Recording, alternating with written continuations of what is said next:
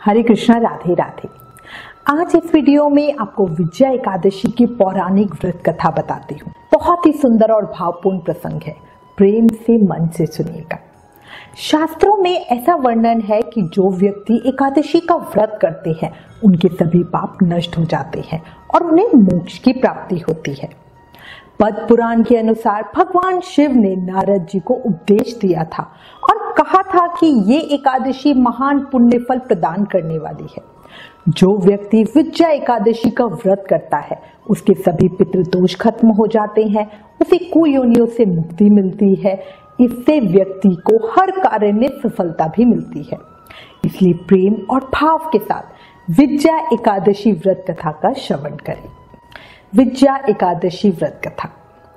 विभिन्न एकादशियों का महत्व सुनने से अर्जुन को अपार हर्ष की अनुभूति हो रही थी।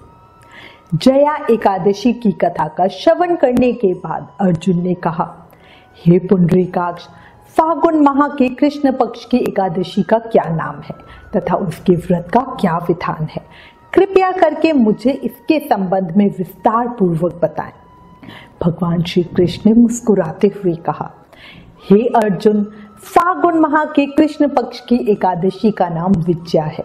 इसके व्रत के प्रभाव से मनुष्य को विजयश्री मिलती है। इस विजया एकादशी के महत्व के श्रवण व पठन से सभी पापों का अंत हो जाता है।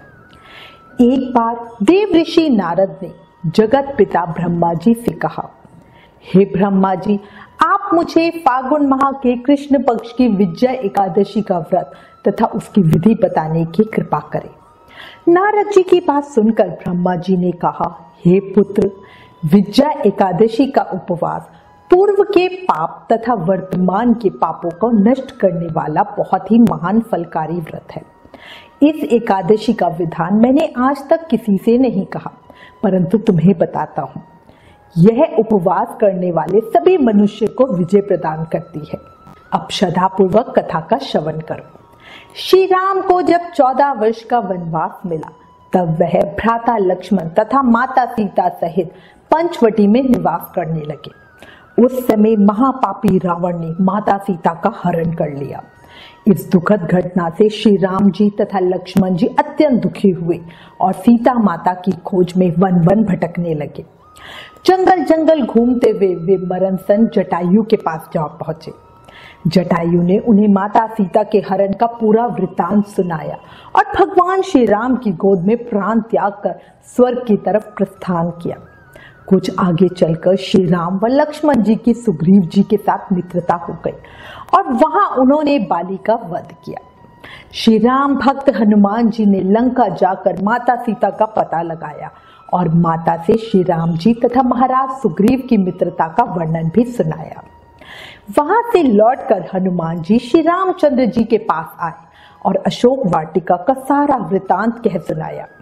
सब हाल जानने के बाद श्री रामचंद्र जी ने सुग्रीव जी की सहमति से वानरों तथा भालुओं की सेना सहित लंका की तरफ प्रस्थान किया। समुद्र किनारे पहुंचने पर श्री रामचंद्र जी ने विशाल समुद्र को घड़ियालों से भरा देखकर लक्ष्मण जी से कहा, हे लक्ष्मण, अनेक मगरमच्छों और जीवों से भरे इस विशाल समुद्र को हम सेना सहित कैसे पार कर पाएंगे? लक्ष्मण जी ने भगवान राम को संबोधित करते हुए कहा, हे प्रभु, आप सब कुछ जानने वाले हो, फिर भी ये मानवीय लीला कर रहे हो। इस कारण से आप इस छोटी सी समस्या को लेकर भी चिंतित हो। आपकी चिंता को दूर करने के लिए आपसे निवेदन करता हूं कि यहाँ पास ही में निवास करने वाले ऋषि बगदलभे से मिले।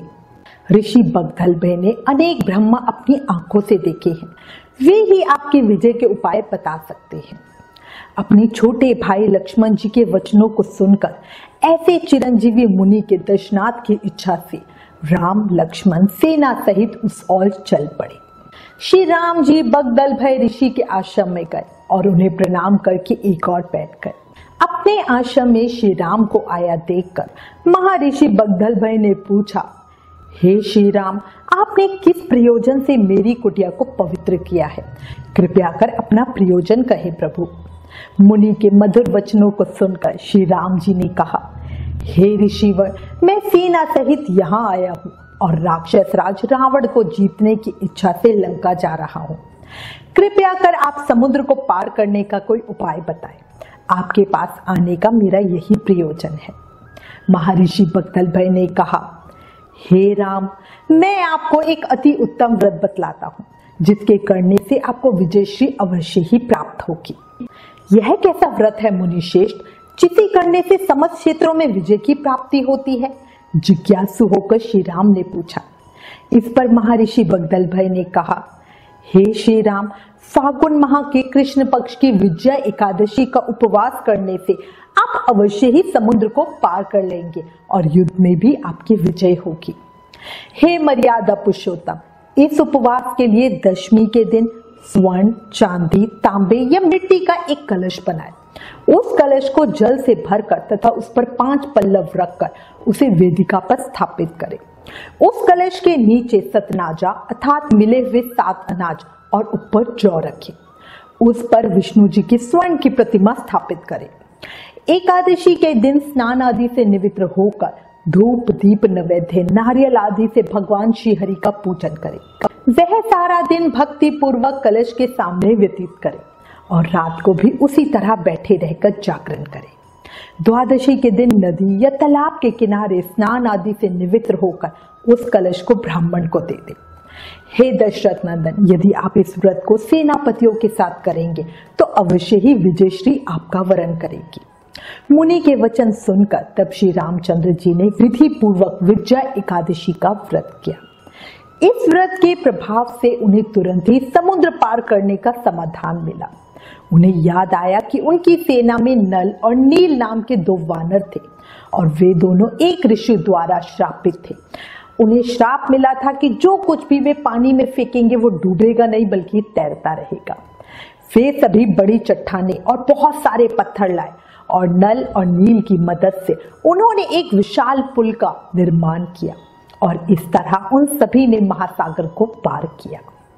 इसके बाद भगवान राम और रावण के बीच भयंकर युद्ध हुआ, जहां राम द्वारा रावण का वध किया गया। विजया एकादशी के व्रत के पालन से भगवान श्री राम की विजय हुई। उस समय से लोग विजया एकादशी व्रत रखते हैं और इसे अत्यंत समर्पण के साथ रखते हैं। इस व्रत के सफल समापन के लिए विजया एकादशी की कथा अवश्य ही सुनते हैं। इतनी कथा सुनाने के बाद श्री कृष्ण बोले, हे अर्जुन, जो मनुष्य इस व्रत को विधि विधान के साथ पूर्ण करेगा उसकी दोनों लोकों में अवश्य ही विजय होगी। श्री ब्रह्मा जी ने नारद जी से कहा था, जो इस व्रत का महत्तम श्रवण करता है या पढ़ता है उसे वाजपेयी यज्ञ के फल की प्राप्ति होती है। एकादशी महत्तम समाप्त। इस एकादशी व्रत के कथा सार से हमें ये पता चलता है कि भगवान विष्णु का किसी भी रूप में पूजन मानव मात्र की समस्त मनोकामनाएं पूर्ण करता है।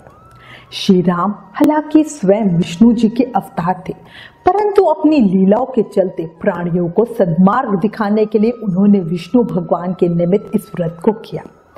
विजय की इच्छा रखने वाला इस उपवास को कर अनंत फल का भागी बन सकता है। ओम नमो नारायणाय नमः। बोलो विष्णु भगवान की जय।